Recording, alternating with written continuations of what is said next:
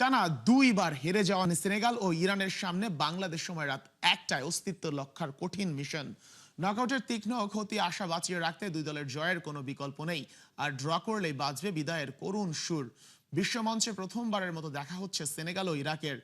I গ্রুপের এই মহারণে দুই দলের জন্যই মূলত টিকে থাকার লড়াই, কারণ ম্যাচটি ড্র হলে খালি হাতে বিদায় নেবে দুই দলই।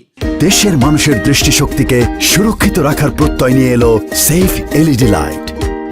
সেনেগালের তুরুপের তাস সাদিও মানে ও ইসমাইলা সারে, তবে চোটের কারণে গোলরক্ষক এদুয়ার্দো মেন্দিকে পাচ্ছে না তারা। দীর্ঘ 40 বছর পর বিশ্বকাপে ফিরে ঢুকছে মেসোপটেমিয়ার সিংহরাও। আরমেন হুইসেনের ইনজুরিতে ইরাককে শিবিরে ঢেলেছে গভীর দুশ্চিন্তা। নকআউটের সমীকরণে টিকে থাকতে আজ বড় ব্যবধানে জয়ের বিকল্প নেই কারো সামনেই।